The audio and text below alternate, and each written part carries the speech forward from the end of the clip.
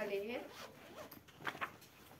Jeremías 1, del verso 4 al 19.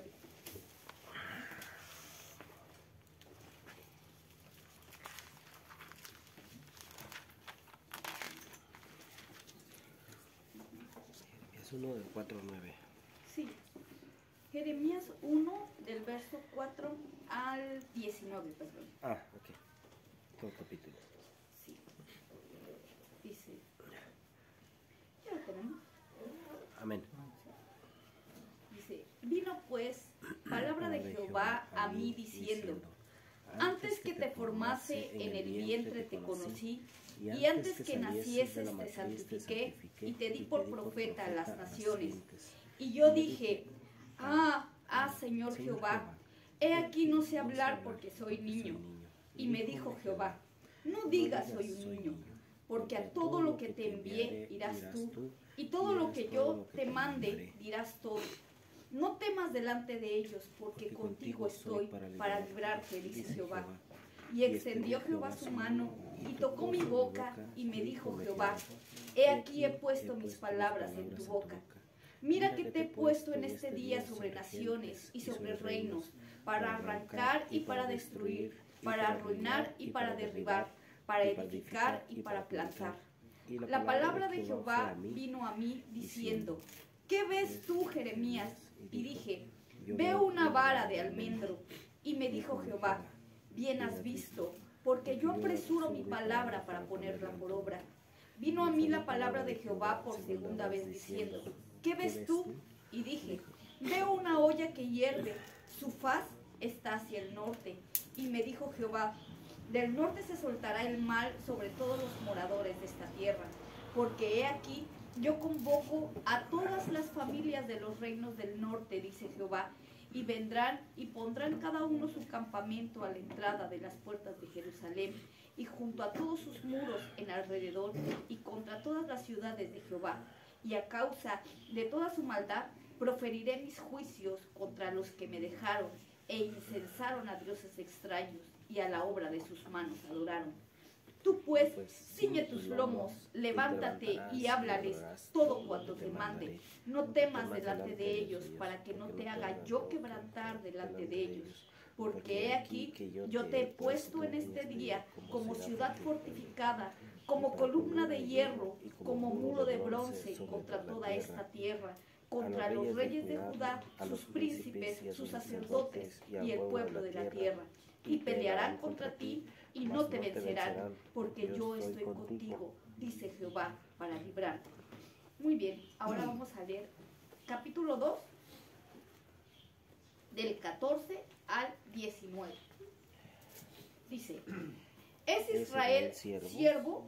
¿Es esclavo? ¿Por qué ha venido a ser presa? Los cachorros de león rugieron contra él, alzaron su voz y asolaron su tierra. Quemadas están sus ciudades sin morador, y aún los hijos de Memphis y de Tafnes, que quebrantaron la coronilla.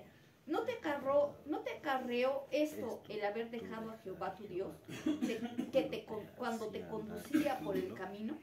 Ahora pues, ¿qué tienes tú en el camino de Egipto para que bebas agua del Nilo? ¿Y qué tienes tú en el camino de Asiria para que bebas aguas del Éufrates? Tu maldad te castigará y tus rebeldías te condenarán. Sabe pues y ve cuán malo y amargo es el haber dejado a Jehová tu Dios y faltar mi temor en ti, dice Jehová, el Señor de los ejércitos. Muy bien. Perdón.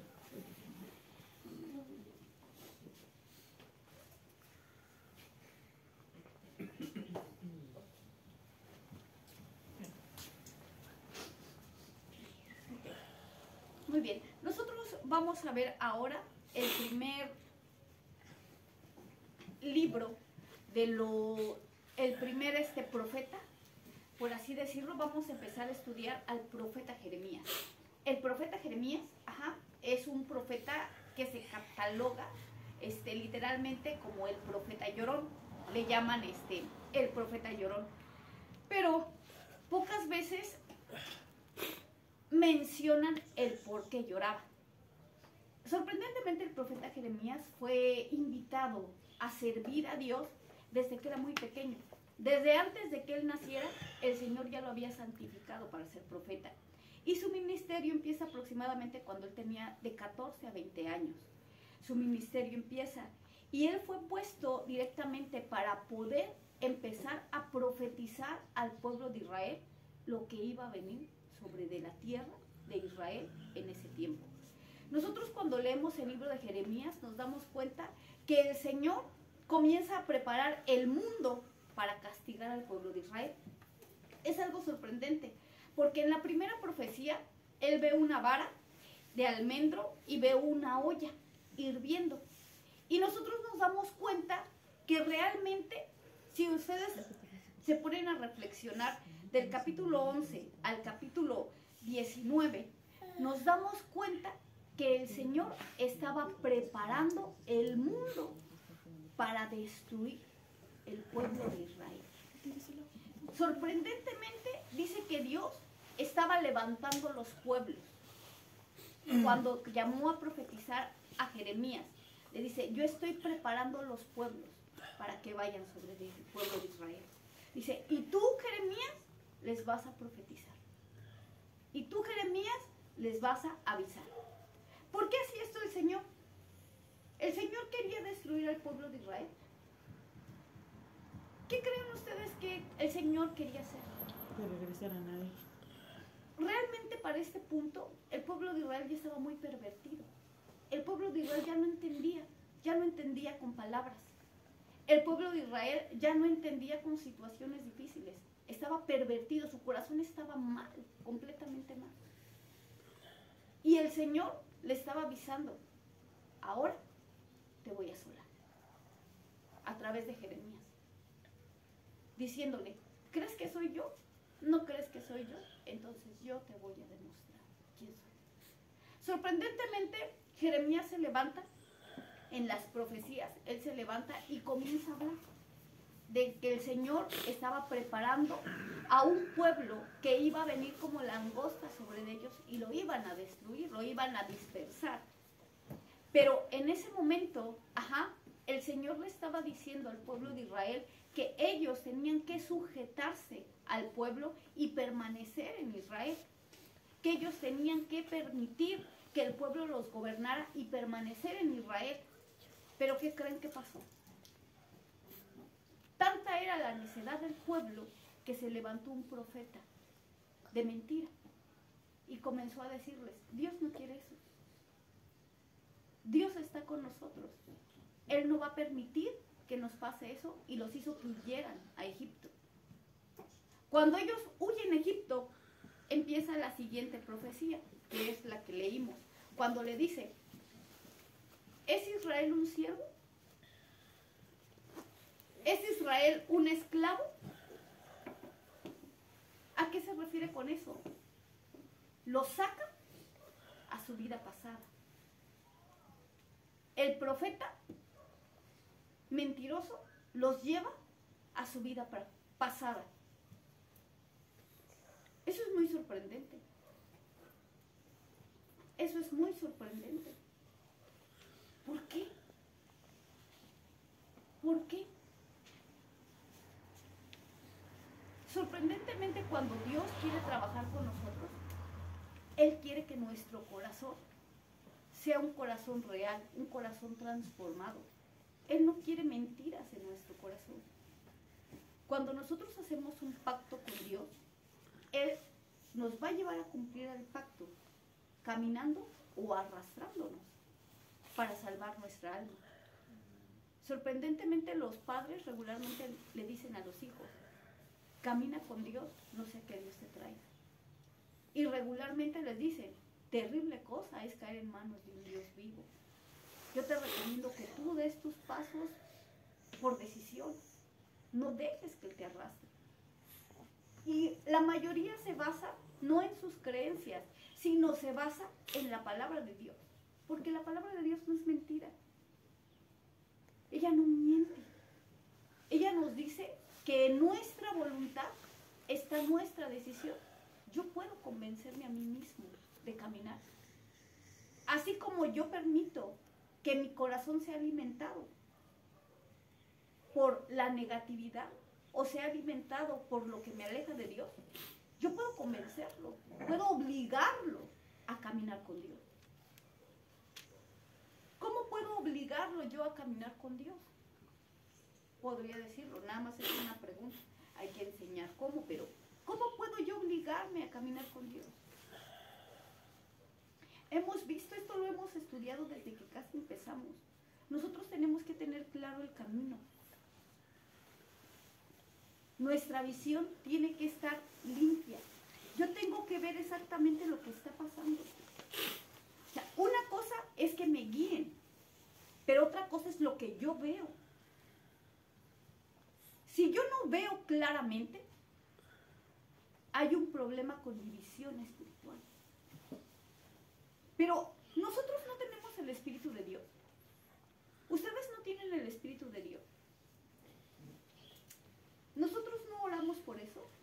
No, la palabra de Dios dice que le es dado a todos, pues, su Santo Espíritu, a todos los que creen en su nombre. ¿Y qué pues? Él no podrá decirles si las cosas van bien o van mal.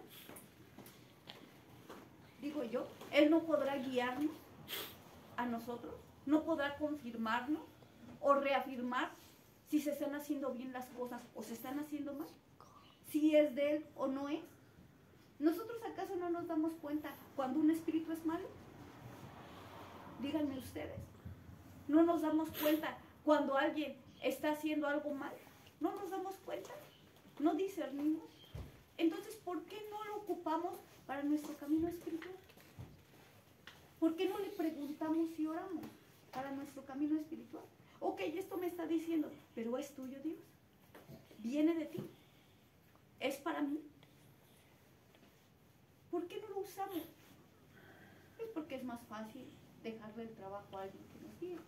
Es más fácil decirle, tú hazlo, ayúdame tú. Y sobre esa persona recae la responsabilidad.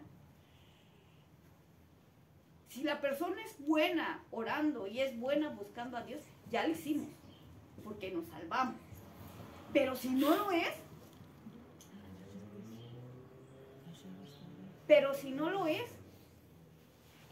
olvídense, estamos perdidos todos. Y eso fue justamente lo que le pasó a Jeremías. Justamente, Dios lo levanta desde que es un niño para poder guiar al pueblo de Israel, para poder guiarlo. Pero tristemente es en el tiempo en que Babilonia llega a conquistar a todo el mundo. Sorprendentemente, Jeremías comienza a tener muchos problemas. El profeta que había predicado se llamaba Josías.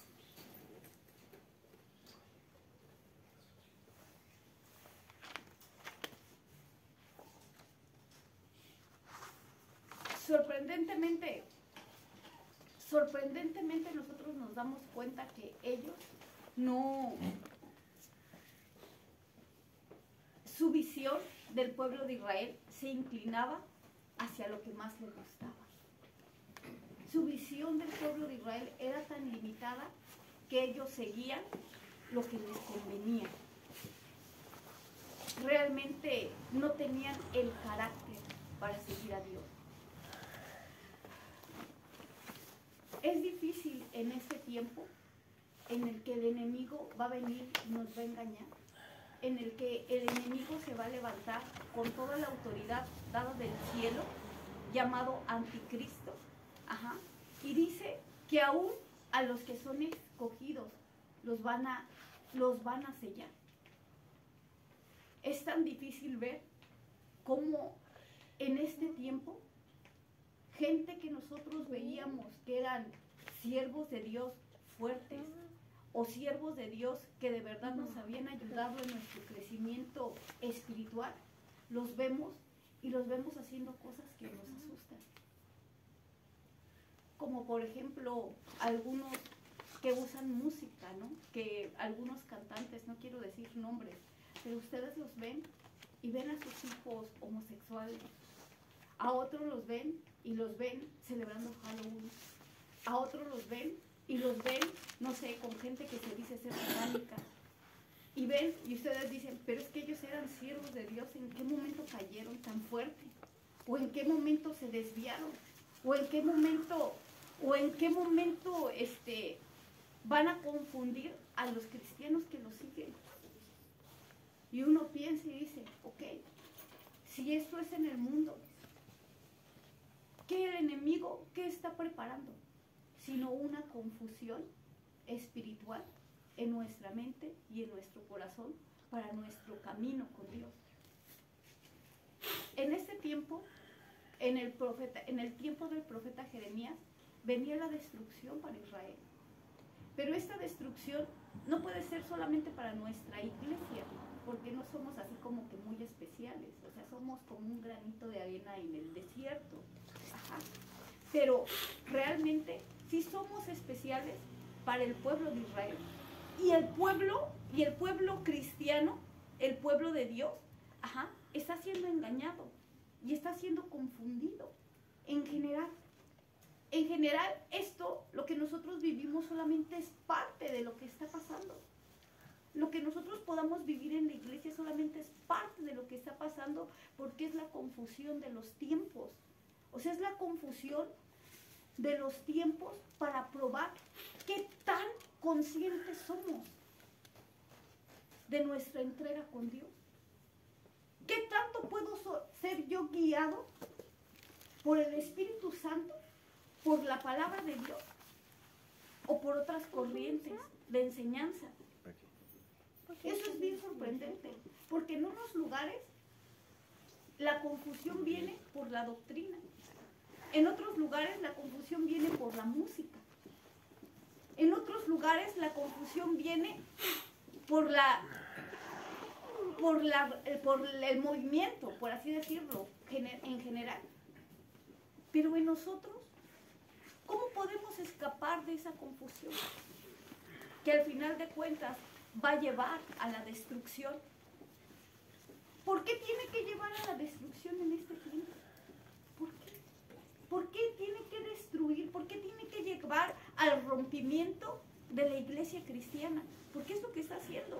Está despedazando a la iglesia cristiana en general. ¿Por qué? El enemigo tiene que venir. El anticristo tiene que salir. El anticristo tiene que gobernar. Y lo único que lo detiene es la oración de la iglesia, la unidad de la iglesia. Nosotros sabemos que esto es parte del tiempo de Dios. Nosotros sabemos que el tiempo se ha acabado. Y sabemos que en cualquier momento, ya sea nosotros estemos presentes o ya no estemos presentes, la trompeta va a sonar. Pero el anticristo y el espíritu del anticristo va a ser arrojado sobre nosotros. ¿Y qué es lo que va a hacer? Simplemente nos va a hacer perder el tiempo. Perder el tiempo. Porque ¿qué es eso de perder el tiempo? Ustedes han escuchado que la sábila es buena para todo y no sirve para nada. ¿Nunca han escuchado ese dicho? Ok. Dicen, la sábila es buena para las quemaduras, pero no sana. No sana en total quemaduras muy profundas. Dice, la sábila es buena para algunos casos, para el cabello, por ejemplo, pero en exceso puede afectar. O sea, la sábila puede equilibrar, pero al final no es la sanidad completa. Por eso dicen, es buena para todo, pero no sirve para nada. Pues, ¿qué creen? Este espíritu actúa así. Ni destruye, pero no nos deja construir. Personalmente, ¿cómo es eso? Hablábamos hace unos días acerca de el pensamiento basura. ¿Qué decíamos? ¿Cuál es el pensamiento basura? ¿Cuál es el pensamiento basura? Lo que el enemigo llega y pone en nuestra mente, que no nos va a edificar. ¿Cómo lo puedo yo racionalizar ese pensamiento? ¿Cómo puedo yo racionalizar ese pensamiento basura? Déjenme decirles que Porque nosotros decidimos qué es lo que entra en nuestra mente. O sea, no podemos culpar a nadie. Yo decido qué es lo que pienso. Yo decido qué es lo que hay en mí. Y el razonamiento basura es lo que yo vengo y tengo en mi cabeza y me estorba, por ejemplo, para orar, ¿no? Voy a orar. Ay, no, en la mañana me enojé porque los zapatos estaban sucios. Pensamiento basura. O sea, no puedes hacer nada. Estaban sucios, solamente ponte otros, ¿no? Ok. Y después vas, ay, no, ¿qué creen? Dejé las cosas en la casa, se me olvidaron traerlas, ya tenía preparadas unas hojas y las olvidé en la casa. Y vengo en el camino y aquí llegando, no, soy un tonto, las dejé. O sea, al final de cuentas es basura, te está estorbando para ese momento. El pensamiento, un pequeño ejemplo, el pensamiento basura es todo aquello que a ti no te permite lograr el objetivo que tú tienes en ese momento. Y cuando tu objetivo aquí en este lugar es encontrar a Dios, buscar a Dios, todo lo que te estorba y no te permite llegar a Él es un pensamiento basura. Y tiene que ser echado a la basura. ¿Por qué? Porque solamente te está quitando tiempo. Solamente le estás descontando hebras de tiempo a tu vida. Y ese tiempo tú lo pudiste haber utilizado para avanzar. Lo pudiste haber utilizado para crecer. Pero tú lo utilizaste. ¿Cómo? Pensamiento basura. Y ese pensamiento basura atrae a otros pensamientos basura, a tu cabeza. ¿Cómo es eso? Empiezas con uno y terminas con recuerdos de, pero es que los zapatos que tenía hace 10 años también se me ensuciaban, ¿no? No inventes. Oye, solamente se te ensució uno y te acordaste de toda la gama de zapatos de ese color que tenías. O sea, no inventes. Ajá, y parece mentira, pero sí pasa. Nosotros nos llenamos de tantas cosas en nuestra mente que de repente no vemos claramente. Entonces, ¿qué es lo que se tiene que hacer? Lo que la palabra de Dios marca, guiarnos a través de su ley. Él decía, ¿qué no es esta mi ley? ¿Qué no es esta mi guianza? ¿Qué no es esta mi enseñanza? Lo decía. ¿Qué no es Él el que nos guía? ¿Qué no es Él el que nos enseña? Pero ¿por qué no podemos verlo? ¿Por qué? ¿Por qué creen ustedes que no podemos verlo? ¿Por qué no conocemos la ley? Bien fácil. ¿Yo cómo puedo saber lo que el Señor me dice si yo no la leo?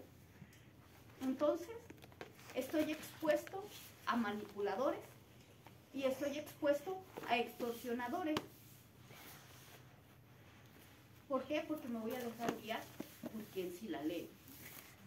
Y me voy a dejar guiar por quien dice que sabe cuál es el camino. ¿Y qué va a pasar conmigo? Pues yo voy a seguir el camino de esa persona. Y volvemos a lo mismo. Si va bien, ya lo hiciste. O ya lo hicimos. Pero si va mal, vamos. Nos vamos igual. Pero ¿qué es lo que pasa con la palabra de Dios? Usted la tiene en sus manos. Pero no la entiendo. La palabra de Dios dice que su Espíritu Santo es el que nos la revela. Ore sobre ella. Antes de leerla, dígale, Señor, revélame tu palabra. Lo que tú me quieras decir. No lo que otros me quieran decir. Revélame lo que tú me quieres decir de ella. Y que el Señor nos enseñe lo que nos quiere decir a nosotros de la palabra de Dios. Yo puedo decir, ay, esta le queda a este hermano, esta le queda a este otro hermano, esta le queda a otro hermano. No, si le entendiste, esta te queda a ti, bien puesta en el cuello, es más, te calza en el dedo como anillo. No es para tu hermano, es para ti. Y nosotros entendemos la palabra de Dios. Y la palabra de Dios es fiel en guiarnos y librarnos de todo mal. Sorprendentemente, la ley era para librar, no para juzgar. La ley era para guiar al pueblo de Israel. Era la que había abierto un camino y un surco para guiarlos, no para juzgarlos, no para destruirlos. Y los juicios eran para volverlos a Dios. Eso es algo bien sorprendente. Dios los juzgaba y los golpeaba y los destruía para que ellos regresaran arrepentidos a Dios. Eso es algo sorprendente. Cuando uno voluntariamente puede cerrar sus ojos y encontrarse con Él, sin necesidad de un juicio, sin necesidad de un problema. Y lo marca la Escritura, lo marca. ¿Por qué es tan difícil? ¿Por qué será tan difícil? ¿Por qué es tan difícil? ¿A qué me refiero? ¿Por qué es tan difícil? ¿Por qué tenemos que recibir el juicio de Dios en nuestra vida para nosotros poder ver si nos acercamos, si le pedimos a Dios? Y todavía nos atrevemos a decirle, es que Él no me da. Él no te da. Es que Él no me ayuda. O Dios no me ayuda. En primera, ni siquiera eres digno de que Dios te ayude. Es el Dios de los cielos y de la tierra. Y tú y yo somos unas viles cucarachas. Y Él nos ayuda porque es su misericordia y porque Él lo quiere. Y porque Él nos ama y nos ha salvado. No somos dignos, no lo somos. Nadie puede levantar su mano y decir, yo merezco algo de Dios. Nadie. Pero aún así Él nos ama. Y nos bendice. Pero entonces, ¿por qué empezamos a sufrir nosotros de su juicio? ¿Por qué nosotros podemos decir, parece que estoy maldito? ¿Ustedes no se lo han preguntado? Híjole, no me rinde el día, no me rinde el dinero, no me rinde la comida.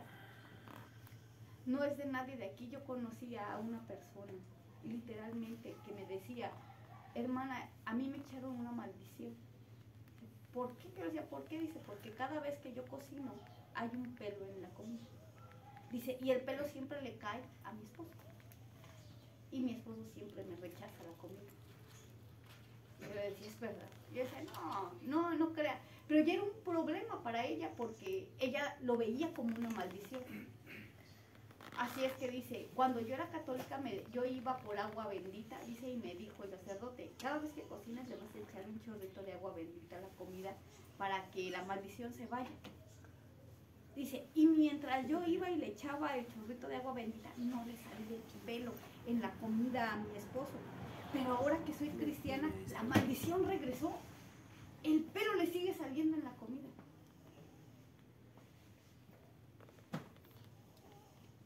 Uno que le conteste a esa persona, vaya por agua bendita.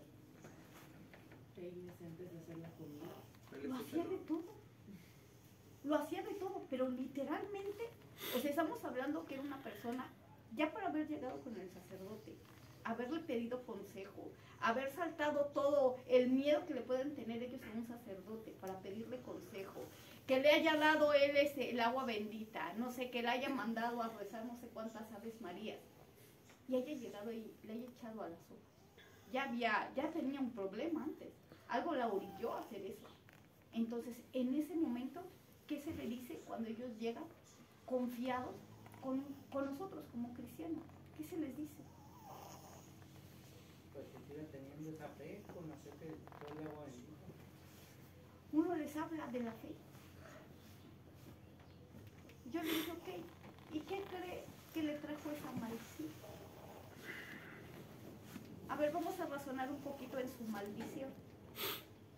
La maldición tiene un propósito. ¿Por qué se maldijo? ¿Qué hizo para maldecirse?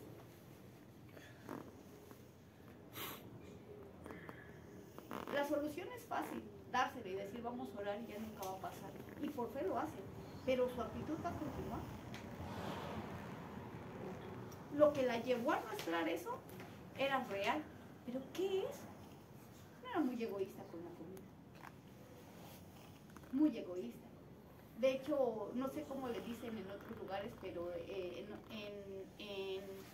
en México dicen que era muy mendiga. Tacaña, ¿no? Sí, o sea, algo así tenía un mal marcado. Miserable. Marcado. Sí. Con su familia, o sea, no hablamos de otra, con su familia. O sea, era muy les medía la comida y nadie podía agarrar. Los quería tener flaquitos a todos. Sí. Entonces, realmente era una actitud mala que se le estaba marcando. Estás mal, estás haciendo algo mal. Y eso llegaba a que el esposo la golpeara por el pelo en la comida. Era como un despierta, ¿qué estás haciendo? Ya cuando se da cuenta, dice, me tengo que arrepentir, porque yo misma he acarreado esta situación.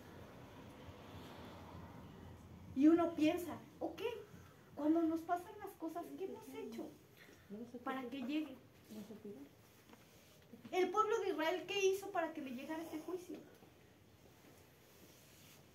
Dice que adoraba otros ídolos, les levantaba sahumerio, y sahumerio es un tipo de oración.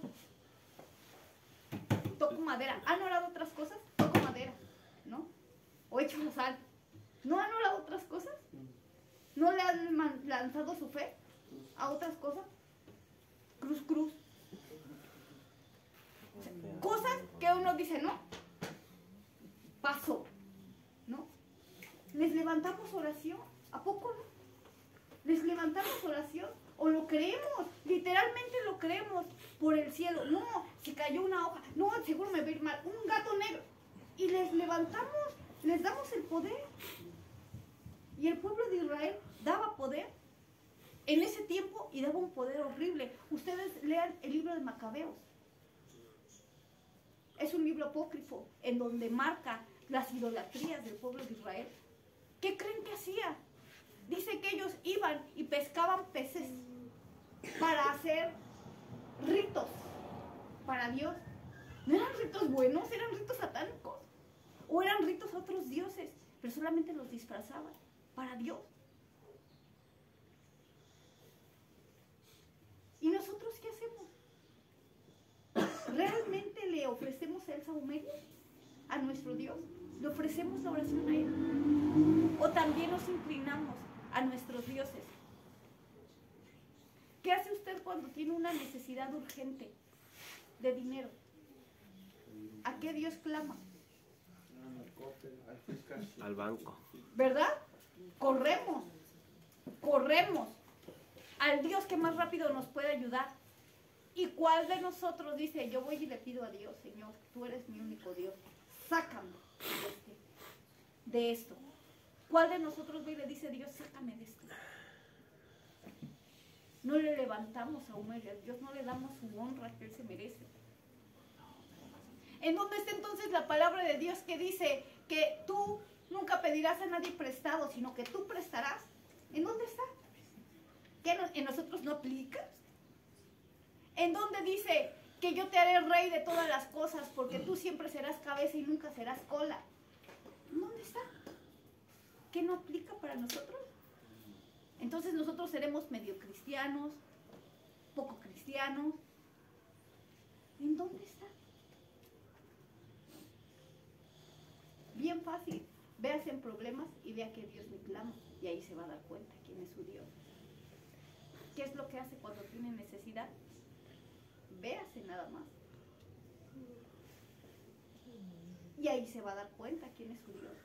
No necesita ser engañado, no necesita que alguien vaya y lo vea y lo investigue. Usted véase a sí mismo. Eso fue lo que le pasó al pueblo de Israel. De poquito en poquito se fue degradando. Se fue degradando y ya lo malo lo veía como bueno. A lo malo lo llamaba bueno. Y a lo bueno lo llamaba malo.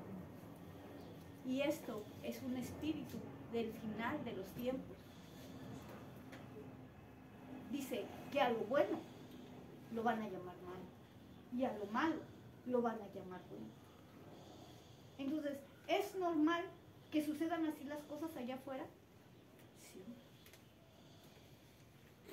Es normal, por ejemplo, que nosotros veamos cosas en otros lugares, ¿no? para no afectar nuestras mentes flacas. Ajá. Que nosotros veamos a las iglesias de afuera diciéndole malo a lo bueno y bueno a lo malo. ¿Es normal? Claro que sí. ¿Y cómo podemos nosotros vivir en esta oscuridad? Ya se los dije. No me haga que me dé otro disparo. ¿Cómo podemos nosotros vivir esta oscuridad?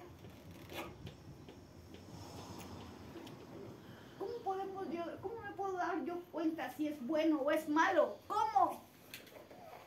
Aprendiendo de la palabra, porque ahí viene todo. Aprendiendo. ¿Qué dice la palabra en el Salmo 119, 105? Lámpara es a mis pies tu palabra y lumbrera mi camino. Ay, lumbrera a mi camino me va a dejar ver. Entonces, ¿qué tengo que hacer yo sobre lo que pienso que está mal o sobre lo que pienso que está bien? Tengo que levantarme en armas. No, porque en la justicia del hombre no obra el bien. Dice la palabra de Dios. Lo dice, en la justicia del hombre no mora el bien. Yo tengo que alumbrar mi camino. Vamos a orar. Vamos a orar. Yo voy a orar. Y después de orar, el Señor me va a guiar. Y guiándome Él, lo voy a hacer sin pensar. Sin pensarlo. ¿Por qué? Porque yo confío que Él va a guiar mi oración. ¿Ustedes no le han pedido ayuda en su trabajo? De decirle, Señor, ayúdame aquí en esto que me está haciendo difícil. Ayúdame. Y Él nos guía. Sí. No lo hagas así. Hazlo así. Claro. Porque así funciona. Entonces, si funciona cuando tú tienes prisa, tienes el cuello hasta acá, estás ahogándote, ¿tú crees que no va a funcionar en lo poco? ¿En los pensamientos que estorban? ¿En los pensamientos basura? Por supuesto que sí. Nos va a habilitar para que cuando el anticristo llegue y confunda las naciones cristianas y naciones del mundo, nosotros no seamos confundidos. Cuando todo el mundo te diga, está bien, pero el Espíritu Santo de nuestro Señor Jesucristo que mora en nosotros nos diga,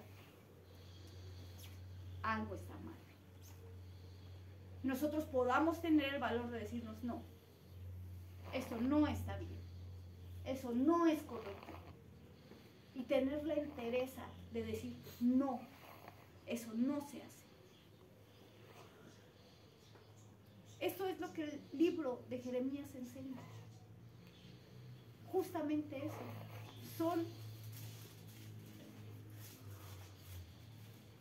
Vean el último capítulo. Apocalipsis. Ah, no. No. Jeremías. De Jeremías. Son 40 y... No, son más.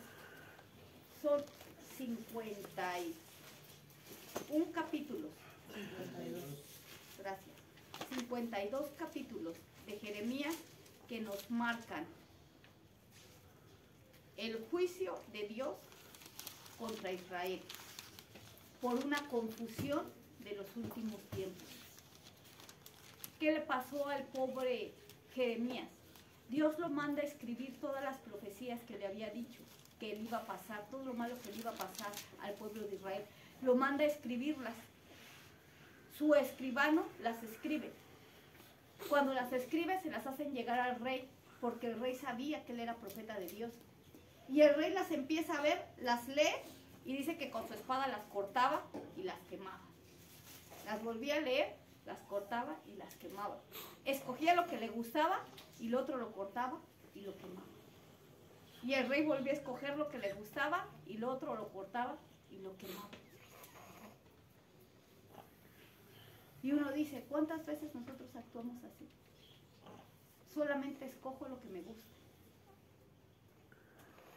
Y se los estoy contando no para que ustedes digan, sí, hermana, sí, no, para que ustedes se den el tiempo de leer Jeremías. para que ustedes digan, ¿sabe qué? Aquí me mintió. No es cierto. Josías no estaba en ese libro. Para que ustedes me digan, Ananías no estaba.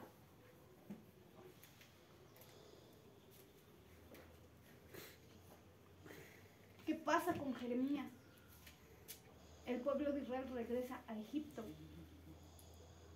Aunque él les dijo que no regresara, regresa y se lo llevan a él.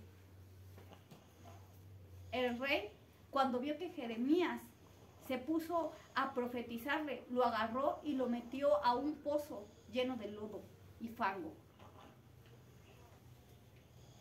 Pobre Jeremías, sufrió por esto, pero era su trabajo, era su llamado. La pregunta es, nosotros, ¿en qué posición queremos estar? El tiempo se acorta y seremos perseguidos. Nosotros no lo sabemos, no sabemos si la pre-persecución, ¿sí sabían ustedes que va a haber una persecución de cristianos? Sí lo sabían, eso es bíblico también, en Apocalipsis nos lo enseña. Hay una pre-tribulación, le llaman así, antes del rapto, una pre-tribulación, no sabemos cuánto tiempo va a ser. Pero en esa pretribulación nosotros no sabemos si es espiritual, si sea una pretribulación espiritual de mentes o una pretribulación literalmente que persigan a las iglesias, que les quiten las Biblias, que les cierren las iglesias. No lo sabemos. Algún momento pensamos que iba a ser en el 2000, algún momento pensamos que iba a ser cuando fue la pandemia, algún momento pensamos que iba a ser y nada más la cerraron un momento. Nada más las iglesias fueron cerradas por momentos. Pero ni así tomamos el papel de caminar realmente. Entonces, ¿de veras creen que estemos preparados para una tribulación real? Si no hemos, los simulacros, no los hemos asimilado como debe. O sea, han sido simulacros, literalmente.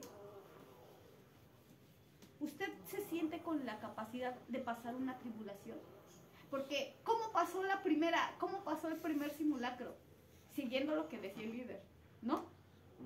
Y junta comida, y ahí vas y juntas comida. Y cierra tu puerta, y va. ¿A poco no? ¿Y qué pasó? ¿Por qué? ¿No tenías la madurez? ¿De qué? Estudiar. Estaba preparando para quedarse en lugar de prepararse para irse. ¿Y esto? ¿Dónde estaba? ¿Cómo nos fue en el segundo simulacro? Si te enfermas, eres pecador. ¿No les pasó? Si te enfermas, es porque eres pecador. Que se empiezan a morir pura gente que considerábamos santos. ¿A poco era pecador? Él no presionaba mucho. Moles. Entonces, ¿se quedaron los pecadores o se murieron los santos? ¿Cómo era? ¿Sí?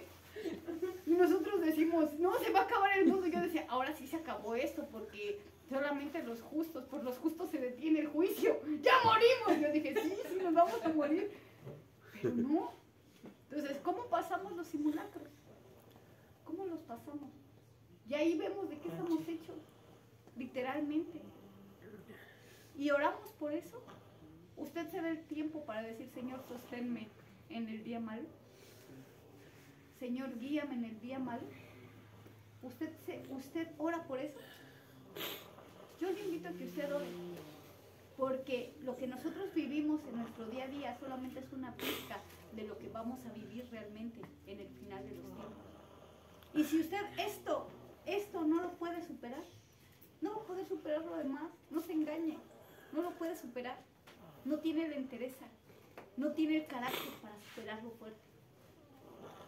Entonces, ¿qué es lo que tenemos que hacer? Superar esto. Superar nuestro pensamiento, refiriéndonos a nuestros pensamientos. Superar nuestras pequeñas batallas. Eso es lo que tenemos que hacer. Sí quedó claro, quedó disperso. Porque algunos siento sí, otros no, otros sí, otros no. Más dispersos que claros. Ok. Ok.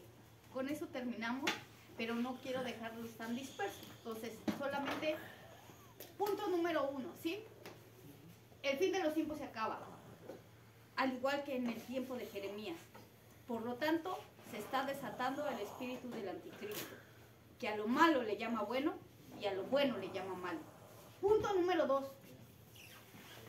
El enemigo utiliza ese espíritu para detener nuestro caminar con pensamientos que son pensamientos basura, las zorras pequeñas que echan a perder nuestras viñas. Nosotros nos alimentamos, perdemos el tiempo, no crecemos. Punto número 3. Si no pasamos un simulacro del 2000, no pasamos un simulacro de la pandemia como debería de ser, y no podemos conquistar nuestra vida en nuestro día a día, no estamos preparados para la segunda venida del Señor Jesús, para el rapto. Entonces, usted decida qué es lo que va a hacer. ¿Ya quedó más claro? ¿Sí? Cerremos nuestros ojos. Cierra usted sus ojos.